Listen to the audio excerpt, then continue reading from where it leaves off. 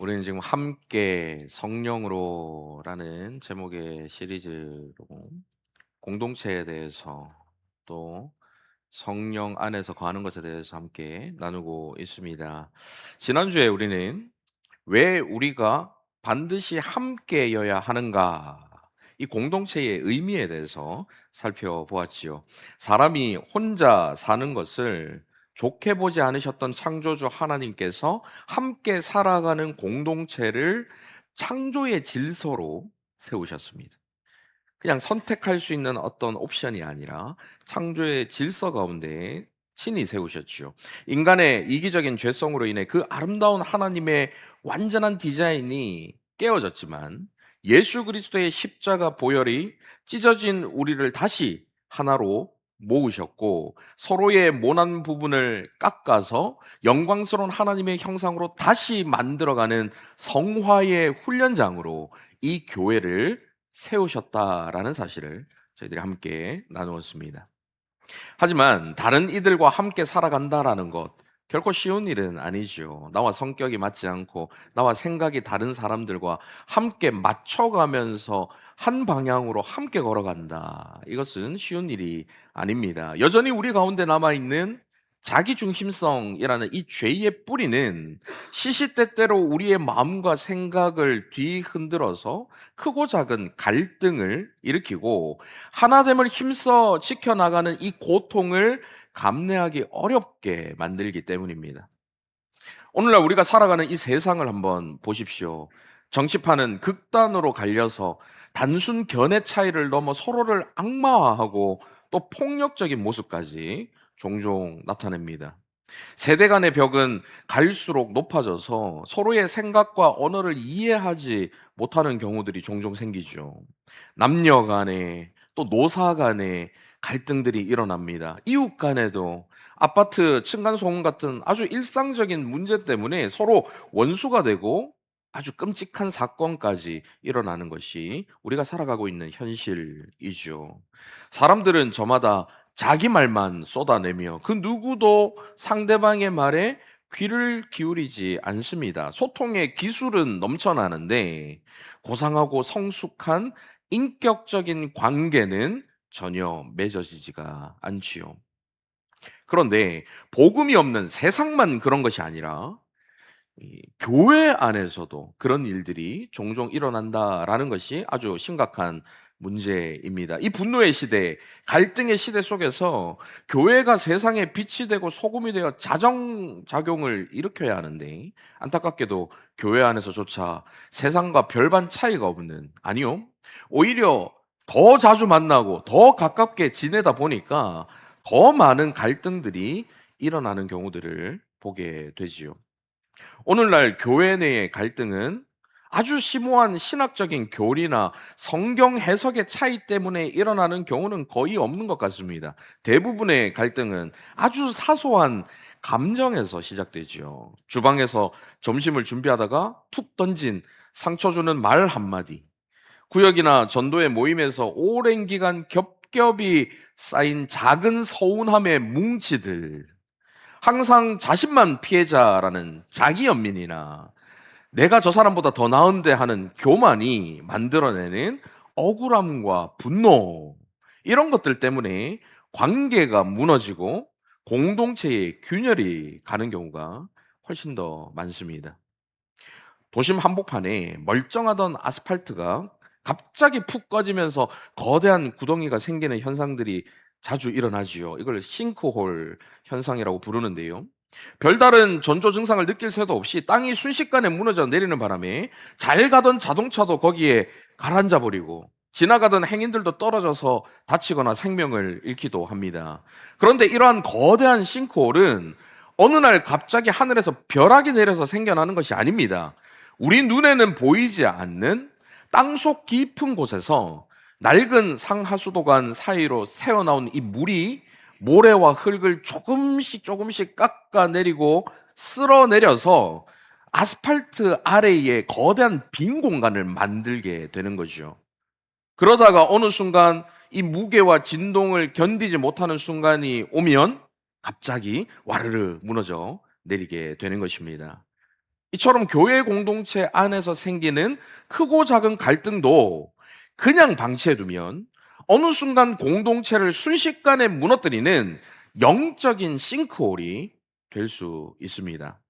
주일에 만나면 서로 웃으면서 인사를 하고 아무 일 없이 좋은 관계로 지내는 것처럼 보이지만 내면에는 서로를 향한 사랑이나 관심이 전혀 없이 텅 비어 있다면 겉보기엔 단단한 아스팔트처럼 보이는 공동체에 언제 균열이 생기고 무너지게 될지 모르는 것이죠. 오늘은 공동체를 무너뜨리는 이 갈등이라는 싱크홀 앞에서 저와 여러분이 어떻게 대처해야 하는가 생각해 보며 함께 은혜를 나누고자 합니다.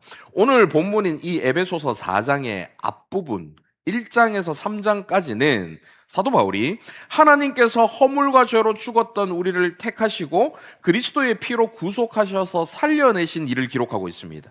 그리고 유대인과 이방인을 하나로 만드셔서 교회를 세우신 일을 설명하지요. 그 다음 오늘 본문인 이 4장 이하에서는 그렇게 복음으로 변화된 우리가 교회 공동체로 하나 된 우리가 어떻게 살아가야 하는가 그것을 구체적으로 가르쳐 주고 있습니다. 물론 사도 바울은 이 에베소 교회 성도들에게 교회 안의 모든 갈등을 완벽하게 없애버리고 갈등이 아예 없는 완전한 교회를 만들라 이런 현실과는 동떨어진 명령을 내리지 않습니다. 대신 그는 모든 그리스도인들이 피할 수 없는 이 관계의 부대낌, 갈등이 일어나는 그 공동체의 한복판에 들어가 서서 자기밖에 모르는 육신의 본능을 따라 사는 옛 사람의 방식이 아니라 십자가를 통과한 새 사람답게 살아내라라고 권면하고 있는 것이죠. 그러면서 그는 오늘 본문 25절 이하에서 공동체를 무너뜨리는 죄의 목록들을 조목조목 나열합니다. 곧 거짓말, 분노, 도둑질, 더러운 말, 악독과 노함과 분냄과 떠드는 것과 비방하는 것과 모든 악의 바로 이런 죄악들을 이야기하죠. 이런 죄들은 혼자 골방에서 자기 자신에게만 짓는 죄가 아닙니다. 필연적으로 타인과의 관계를 파괴하는 죄들이지요. 갈등이라는 공동체의 밑바닥에 보이지 않는 거대한 싱크홀을 일으키는 관계적인 죄인 것입니다.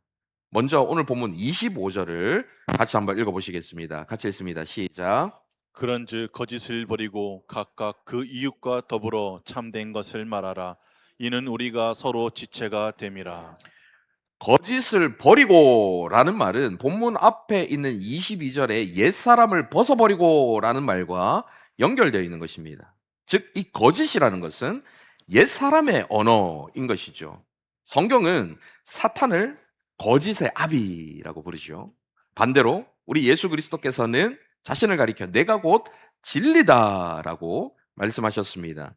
그러니 거짓은 사탄의 언어이고 참된 것, 곧 진리를 말하는 것은 예수 그리스도의 언어라고 할 수가 있지요.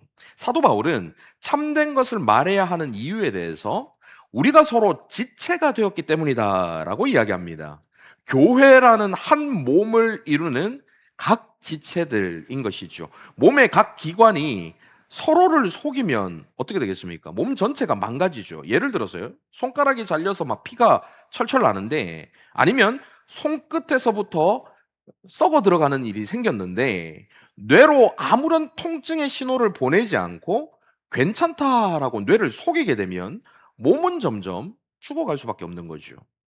공동체 안에서의 거짓은 서로 간의 신뢰를 무너뜨리고 관계의 기반에 균열을 일으킵니다. 물이 새고 흙이 쓸려가게 만드는 아주 무거운 죄악인 것이죠. 이어서 26절, 27절도 같이 한번 읽어보시겠습니다. 시작.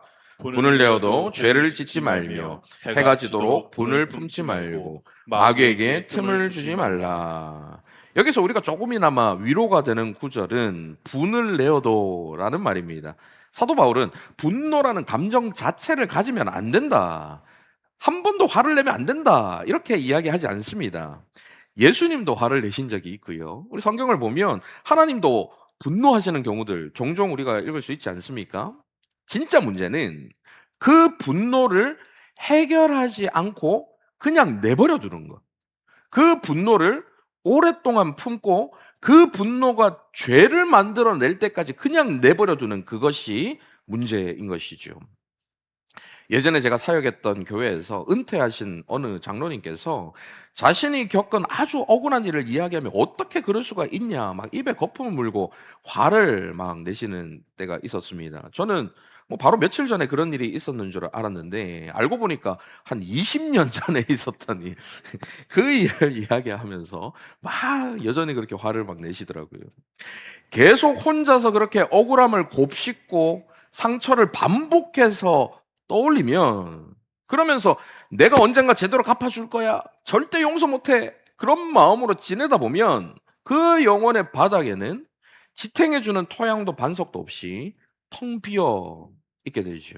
아무런 힘을 발휘하지 못하게 됩니다. 계속해서 29절도 같이 한번 읽어보시겠습니다. 시작. 무릇 더러운 말은 너희 입 밖에도 내지 말고 오직 덕을 세우는데 소용되는 대로 선한 말을 하여 듣는 자들에게 은혜를 끼치게 하라.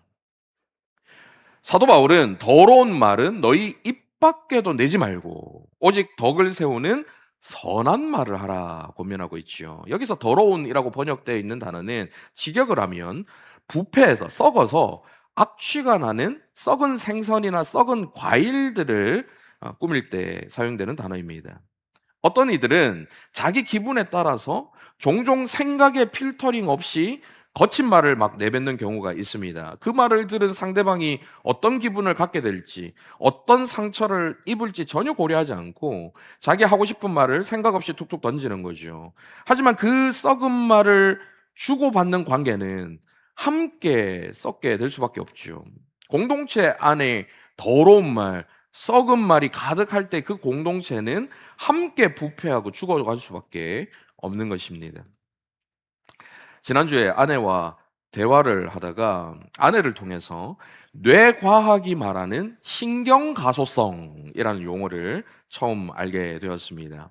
과거에는 영유아기가 지나면은 뇌가 거의 고정된다 이렇게 생각을 했는데요. 최근에 뇌과학이 발달하면서 성인이 된 이후에도 뇌의 신경회로가 경험과 반복을 통해 계속 변화하고 재구성된다라는 사실을 밝혀냈습니다. 뇌의 신경계가 환경의 변화나 경험, 주변 자극의 영향에 의해서 그 구조와 기능이 달라진다라는 거죠. 이것을 신경가소성이라고 부릅니다. 쉽게 말하면 우리 뇌 안에는 생각이나 행동을 일으키는 신경이 흘러가는 수많은 길들이 있는데 별로 사용하지 않는 뇌의 길은 마치 사람이 거의 다니지 않는 산속의 오솔길처럼 그렇게 작은 길로 남아있거나 점점 희미해지는 거죠.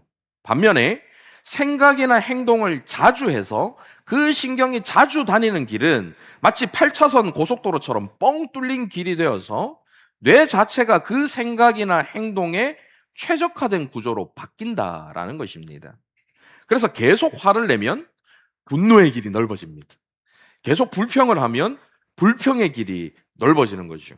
더러운 말을 반복하면 타인을 공격하고 비난하는 반응이 점점 더 자연스러워지는 거죠.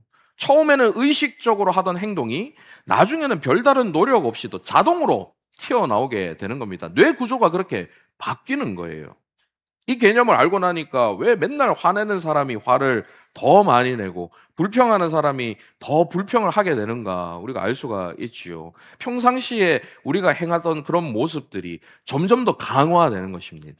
반대로 온유한 말을 하면 어떻게 돼요? 온유한 말의 길이 넓어지는 거죠. 감사의 말을 하면 감사의 길이 넓어지는 겁니다. 감사가 감사를 더 만들어낸다는 이 말이 뇌과학적으로도 입증이 되는 거예요. 그런데 이것은 단지 뇌의 이야기만이 아니라 영적으로도 마찬가지입니다.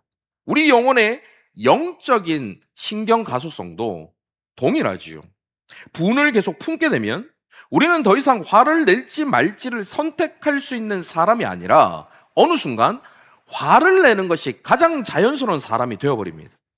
상처를 계속 붙들고 있으면 용서하지 못하는 사람이 되어버리고 비난을 반복하면 정죄하는 사람이 되어버리는 거죠. 성경의 바리새인과 서기관들이 그런 정죄의 마음으로 계속 살아가다 보니까 그 신경가소성이 발동을 해서 그 길이 넓어져서 계속 정죄의 시선을 보게 되는 거예요. 그래서 사도 바울은 분을 내어도 죄를 짓지 말고 그 분이 오랫동안 그 마음속에 남아 있도록 하지 말라라고 오늘 경고하고 있는 것입니다. 죄는 한 번의 행동으로 끝나지 않기 때문이죠. 반복된 죄는 우리에게 습관이 되고, 습관은 결국 돌이킬 수 없는 만큼 굳어져서 그 사람의 끔찍한 영적인 성품이 되어버립니다. 내 감정대로 던진 무례한 말, 배려 없는 행동들을 우리 집안 내력이 원래 성질이 불같아. 내가 욱하는 게 좀 있지만 그래도 악의는 없어. 라고 합리화하면서 그대로 방치해두면 다른 사람에게 상처를 입히고 관계를 깨뜨리는 이 파괴적인 성품이 되어버리는 거죠. 그러면 그 사람은 어느 자리에 가든지 비슷한 갈등을 만들어내고 비슷한 상처를 남기고 비슷한 관계의 파괴를 반복하게 되는 것입니다. 그러한 성품이 결국 그 사람의 인생을 결정하게 되는 것이죠. 더 무서운 것은 그것이 단지 개인의 문제로 끝나지 않는다라는 사실입니다. 그 사람 안에서 굳어진 이 분노와 무례함은 늘 갈등을 일으키며 공동체 밑바닥을 조금씩 갉아먹게 되는 거죠. 마치 보이지 않는 곳에서 흙이 쓸려 나가면서 거대한 빈 공간을 만드는 싱크홀처럼 되는 것입니다. 그렇게 집안 자체가 약해져 있다 보니까 어느 날 주방에서 이 간이 좀 짠데 싱거운데 하는 이 사소한 말 한마디에, 주차장에서의 작은 시비 하나에, 대화 중에 일어난 가벼운 의견 차이 하나에 그 작은 무게와 진동을 견디지 못하고 관계의 바닥 전체가 큰 구멍을 내며 무너져 내리는 거죠. 아니 뭔데 뭐 저런 사소한 일로 저 사람 저렇게까지 화를 내지? 근데 겉으로 보기엔 사소한 문제처럼 보이지만 이미 그 마음속에는 그 공간이 텅 비어 있는 거예요. 겉으로는 관계나 공동체가 갑자기 무너진 것처럼 보이지만 사실 그 붕괴는 내면이라는 땅 밑에서 오래전부터 시작되고 있었던 것이죠. 그러니 사도 바울은 오늘 본문 31절에서 애끓는 심정으로 권면합니다. 너희는 모든 악독과 노함과 분냄과 떠드는 것과 비방하는 것을 모든 악의와 함께 버려라. 이것은 단순히 교양 있게 행동하라, 고상한 교인이 되어라, 이런 얄팍한 윤리적 권면이 아닙니다. 이 죄악들이 우리 공동체 밑바닥에 보이지 않는 거대한 붕괴의 싱크홀을 파고 있으니 그 무례함과 적대감이 결국 우리를 하나 되게 하신 성령 하나님을 근심하시게 만드는 심각한 문제다라는 것을 이야기하고 있는 것이죠. 그렇다면 우리에게 이러한 문제가 일어나는 가장 근원적인 원인은 무엇일까요? 사도 바울은 우리의 겉으로 드러나는 이 행동의 근원이 되는 더 깊고 어두운 내면의 문제를 지적합니다. 오늘 본문 앞부분인 22절 한번 보십시오. 화면을 보시면서 같이 한번 읽어보시겠습니다. 시작. 너희는 유혹의 욕심을 따라 썩어져가는 구습을 따르는 옛 사람을 벗어버리고 사도 바울은 유혹의 욕심을 따라 썩어져가는 구습을 따르는 옛사람을 벗어버리라 말이죠. 옛사람. 곧 화를 내는 모습이나 더러운 말을 하는 입술을 지적하기 전에 그 멈출 수 없는 분노와 악취나는 썩은 말을 쉴 새 없이 쏟아내는 타락한 존재 자체의 문제, 옛사람이라는 존재 자체의 문제라고 말하고 있는 거죠. 여러분 잘 들으십시오. 우리는 화를 내기 때문에 죄인이 아닙니다. 우리가 죄인이기 때문에 화를 내는 거죠. 여러분 이 차이를 아시겠습니까? 여기에 아주 중요한 영적인 원리가 담겨 있어요. 우리는 남에게 상처 주는 썩은 말을 했기 때문에 죄인이 된 것이 아닙니다. 우리가 머리끝부터 발끝까지 철저하게 타락하고 부패한 죄인이기 때문에, 이기적인 옛사람의 냄새나는 옷을 여전히 입고 있기 때문에 타인을 짓밟고서라도 내 자존심을 세우고 내가 왕이 되려는 그 끔찍한 죄악의 옛자가 우리 안에서 여전히 시퍼렇게 살아 숨쉬고 있기 때문에 분을 참지 못하고 썩은 말이 튀어나오는 거죠.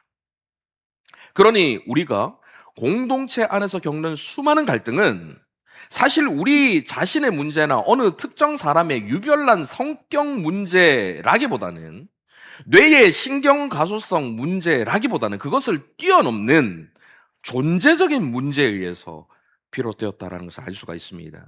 따라서 우리 삶에 찾아오는 크고 작은 갈등 앞에서 우리는 우리 안에 있는 철저한 이기심과 자기중심성을 발견해야 하는 거예요. 그리고는 주님, 제가 이 정도밖에 안 되는 인간이었습니다. 겉으로는 거룩한 성도인 척 했지만 내 안에 형제를 향한 긍휼이라고는 전혀 없었습니다. 지독하게 이기적이고 냄새나는 옛사람의 노예였습니다.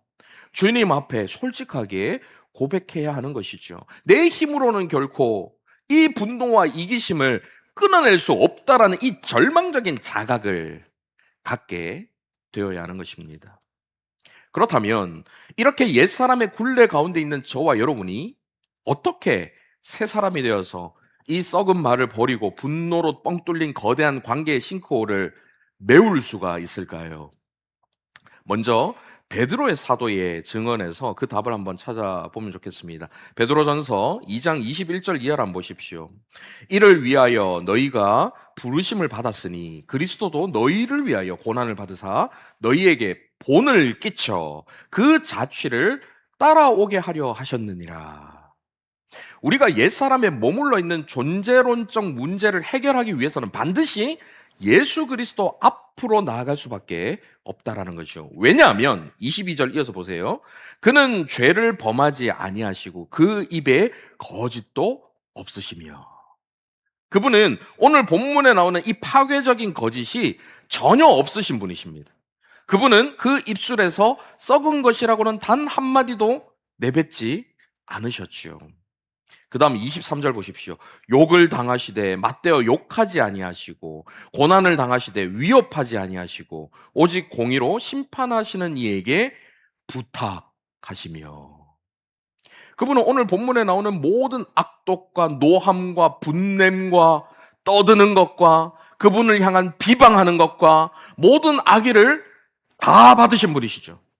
우주의 창조주이신 그분이 모든 피조물에게 영광과 찬양만을 받으셔야 하는 그분이 먼지 구덩이 같은 인간 따위의 하찮은 손에 붙잡혀서 벌거벗겨지셨고 그 거룩한 얼굴에 더러운 침뱉음을 당하셨습니다. 굴욕적으로 뺨을 맞으시고 온갖 모욕과 조롱을 당하셨지요. 그런데 우리 주님은 그 억울하고 수치스러운 상황에서도 분을 품지 않으십니다. 오히려 공의로 심판하시는 이에게 부탁하시지요. 아버지, 저들을 사하여 주옵소서. 자기들이 하는 것을 알지 못함이니이다. 왜 그렇게 하셨습니까? 24절 보십시오. 같이 한번 읽어보실까요? 시작. 친히 나무에 달려 그 몸으로 우리 죄를 담당하셨으니 이는 우리로 죄에 대하여 죽고 의에 대하여 살게 하려 하심이라. 그가 채찍에 맞음으로 너희는 나음을 얻었나니. 우리는 기분이 조금만 상해도 썩은 말과 분노를 밖으로 쏟아내야 직성이 풀리지만 예수님은 우리의 그 끔찍한 분노와 적대감을 자신의 가슴 안으로 다 받아내셨습니다. 우리는 조금만 손해를 보고 억울해도 남을 탓하며 원망하지만 예수님은 우리의 모든 죄에 대한 저주를 자신의 거룩한 몸에 고스란히 떠안으셨죠. 우리는 조금만 내 뜻과 다르면 쉽게 관계를 깨뜨리고 공동체를 파괴하지만 예수님은 손과 발에 대못을 박는 그 원수들을 가슴에 품으시거든 그들을 위해서 피를 흘리며 기도하셨습니다. 이렇게 골고다의 십자가는 하나님의 그 크신 사랑이 가장 위대하게 빛난 곳인 동시에 타락한 인간의 추악한 적대감과 분노가 모조리 쏟아부어진 가장 잔혹한 장소이죠. 그리고 우리 예수님은 우리가 쏟아낸 그 끔찍한 적대감과 분노를 자신의 찢겨진 살과 피, 그 압도적인 십자가의 사랑으로 완전히 삼켜 버리신 것입니다. 그분은 사망의 끔찍한 그 싱크홀에 텅 비어서 구멍이 난 그 싱크홀에 스스로 빠짐으로 저와 여러분의 무너진 영혼을 떠받치는 단단한 생명의 반석이 되어주셨습니다. 우리의 영혼은 죄로 인해서 구멍이 났는데 그 싱크홀에 빠져 죽을 수밖에 없는 우리를 대신하여 그곳에 빠지신 주님께서 스스로 우리가 그 주님을 딛고 일어날 수 있는 반석이 되어 주신 것이죠. 할렐루야. 이 십자가의 은혜가 허물과 죄로 썩어버리고 죽은 저와 여러분을 다시 살립니다. 이 은혜만이 옛사람인 우리를 새 사람으로 만들어낼 수가 있는 것이죠. 이 놀라운 십자가의 복음을 깨달은 사도 바울은 동일하게 그 십자가를 통과한 저와 여러분에게 이렇게 권면합니다. 오늘 본문 32절 같이 읽습니다. 시작. 서로 친절하게 하며 불쌍히 여기며 서로 용서하기를 하나님이 그리스도 안에서 너희를 용서하심과 같이 하라. 세상의 윤리나 세상의 다른 모든 종교는 항상 조건부로 가르치죠. 네가 먼저 원수를 용서해라. 네가 먼저 공덕을 쌓아라. 그러면 신이 너를 기특하게 여기고 용서해 줄 거야. 네가 먼저 화를 참고 착하게 살아라. 그래야 복을 받을 거야. 하지만 사도 바울이 선포하는 기독교의 복음은 완전히 다릅니다. 그는 우리가 어떻게 저 꼴보기 싫은 형제를 용서하고 누구에게든 친절하게 대할 수 있는지 그 근거를 우리의 내면적 수양이나 도덕적 결단에서 찾지 않습니다. 오히려 복음의 위대한 사실을 먼저 선포하죠. 하나님께서 그리스도 안에서 너희를 이미 완벽하게 용서하셨다. 허물과 죄로 죽어있던 너희를, 아무것도 할 수 없이 죽어있던 너희들, 용서받을 수 있는 어떤 행동도 할 수 없는 그때에, 우리가 아직 죄인 되었을 그때에 하나님께서 먼저 우리를 사랑해 주셨고 먼저 우리를 용서해 주셨다라는 이 사실을 선포하는 것이죠. 우리는 하나님께 용서받기 위해서, 구원받기 위해서 억지로 이를 악물고 형제를 용서하는 사람들이 아닙니다. 그렇게 생각하면 지쳐요. 그렇게 생각하면 하나님 앞에 두려움 가운데 나아가지 못합니다. 영원히 지옥의 싱크홀에 빠져야 마땅한 나 같은 죄인이 십자가에서 예수님의 생명가스로 이미 상상할 수 없는 완벽한 용서를 받았기 때문에 그 은혜의 감격으로 나에게 상처 준 형제를 용서할 수 있는 힘을 얻는 것이죠. 우리는 사람들에게 온유하고 자비로운 사람이라고 인정받기 위해서 친절한 척 가식 떠는 사람들이 아닙니다. 그리스도 십자가 안에서 이미 절대적인 사랑과 용납을 받았기 때문에 그 사랑으로 연약한 형제들에게 친절을 베풀어 주는 거죠. 십자가의 이 압도적인 은혜가 내 굳은 마음과 생각을 통과할 때에 비로소 우리의 언어가 바뀌고 우리의 태도가 바뀌는 그 기적이 일어나는 것입니다. 속에서는 화가 치밀어 오르고 분노가 올라오지만 십자가에서 말 없이 그 모든 것을 참아주신, 그런 나를 참아주신 그 예수님을 생각하며 입술을 꽉 깨물고 그 입을 닫는 것, 나에게 있는 이 자유를 자발적으로 제한하는 것, 내 알량한 자존심을 꺾고 나를 오해하는 형제에게 다가가서 집사님 제가 미안합니다, 먼저 손 내밀어 주는 것. 세상 사람들은 그것을 보고 바보 같다고, 아주 속된 말로 호구 같다고 비웃을지 모르지만 그러한 모습이야말로 옛사람의 더러운 옷을 벗어던지고 자기를 부인하며 주님을 따르는 위대한 새 사람, 고상하고도 아름다운 품격을 지닌 참된 성도의 모습인 것이지요.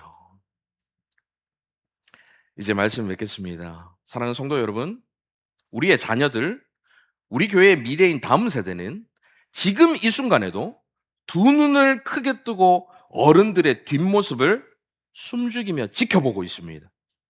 어른들이 갈등의 위기를 맞았을 때에 어떤 반응을 보이시나? 내 뜻과 다른 사람을 만났을 때에 그것을 어떻게 다루시나? 서로 상처를 주고 받았을 때에 어떻게 해결하시나? 보고 있는 거죠. 서운함과 억울함이 생겼을 때 세상 사람들처럼 똑같이 붐을 품고 비방하면서 편을 가르는지, 아니면 십자가 앞에 엎드려서 눈물로 그걸로 자신을 복종시키면서 이 하나됨을 힘써 지키기 위해 몸부림치며 살아가는지 우리 자녀들이 지켜보고 있는 거예요. 십자가를 통과하지 않은 날것의 감정, 내 안에 곱비 풀린 혈기는 공동체 밑바닥에 돌이킬 수 없는 파멸의 싱크홀을 만든다는 것을 기억하면서 우리 서울제일 공동체 안에서는 이제 파괴적인 분노, 남을 비방하고 죽이는 썩은 말, 서로를 향한 차가운 정죄는 모두 사라지고 십자가의 놀라운 용서와 사랑과 은혜만이 가득 넘쳐날 수 있기를 바랍니다. 그리하여 우리의 다음 세대에게 갈등의 싱크홀 위험이 없는 안전한 땅, 우리 자녀들이 이 땅은 튼튼하니까, 단단하니까 안전해, 그렇게 여길 수 있는 땅, 안심하고 마음껏 뛰어놀면서 위대한 하나님 나라를 꿈꿀 수 있는 튼튼한 교회 공동체를 물려주는 저와 여러분 다 되시기를 간절히 바랍니다. 아멘. 말씀을 생각하며 함께 찬양합니다. 예수 닮기를.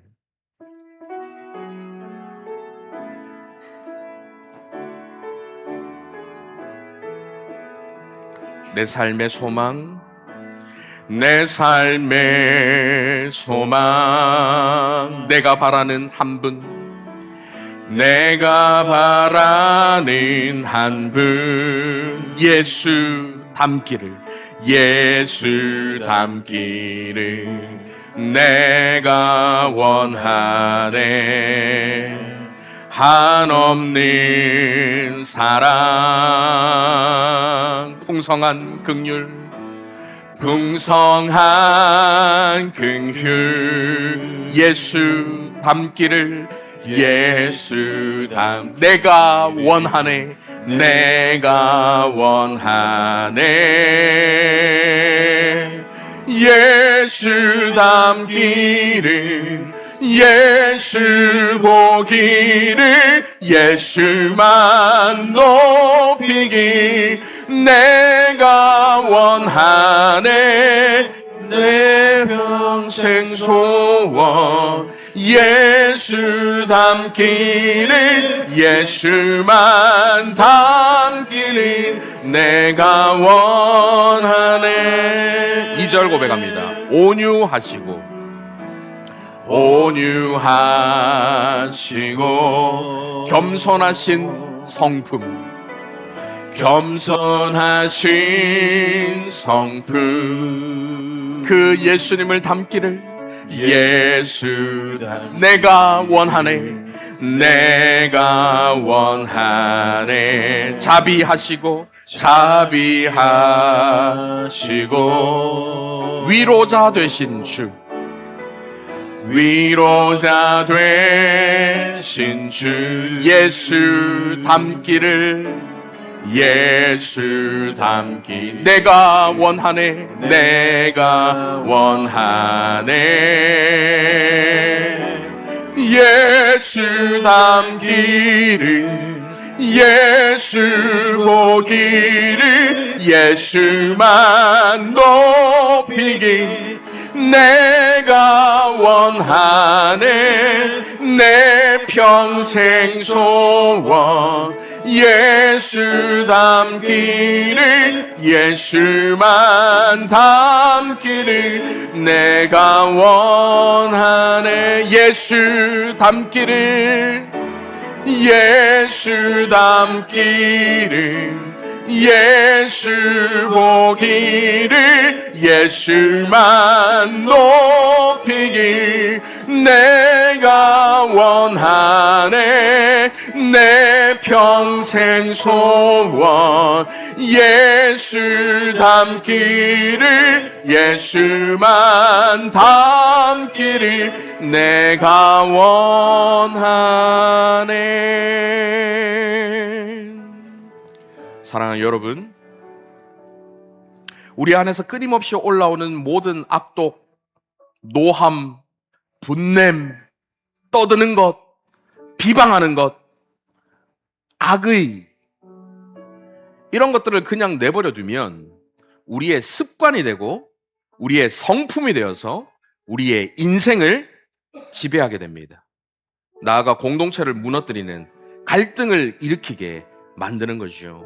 예수 그리스도 안에서 새 사람이 되어서 그 예수 그리스도를 닮아가 공동체를 세우고 공동체를 살리는 저희 모두가 되게 해주십시오. 말씀을 생각하며 함께 기도하며 나가도록 하겠습니다. 자비로우신 아버지 하나님, 우리의 존재는 악독한 존재 자체로 분노하고 더러운 말, 썩은 말을 입에 담을 수밖에 없는 연약한 존재임을 주님 앞에 겸손히 고백하며 나아갑니다. 완전하신 주님, 우리를 새 사람으로 만들어주시는 그 복음의 은혜가 우리 가운데 필요하오니 주님께서 저희를 붙드셔서 그 복음의 은혜로 새 사람이 되게 하시고 날마다 예수 그리스도를 닮아 거룩한 성품으로 살아가는 거룩한 성도들이 다 될 수 있도록 인도하여 주시옵소서. 말과 행동으로, 태도와 눈빛으로 다른 이들에게 상처를 주는 것이 아니라 오히려 사랑을 흘려보내며 함께 기뻐하고 함께 즐거워하고 함께 웃고 함께 울어주는 주님의 몸된 놀라운 공동체로 온전히 세워질 수 있도록 그 일을 위하여 저희 모두가 각 지체로서 각자의 역할들을 다 감당하는 될 수 있도록 인도하여 주시옵소서. 사랑하는 아버지 하나님, 우리 서울제일교회에 속한 모든 성도들이 예수 그리스도를 닮을 수 있기를 간절히 원합니다. 온유하시고 겸손하신 성품, 자비하시고 위로자가 되신 주님을 닮아서 서로를 격려하고 세워주고 힘을 주는 공동체, 모였다 하면 웃음이 넘치고 기쁨이 넘치는 사랑의 공동체를 함께 세워갈 수 있도록 인도하여 주시옵소서. 살아계신 예수 그리스도의 이름으로 기도하옵나이다. 아멘.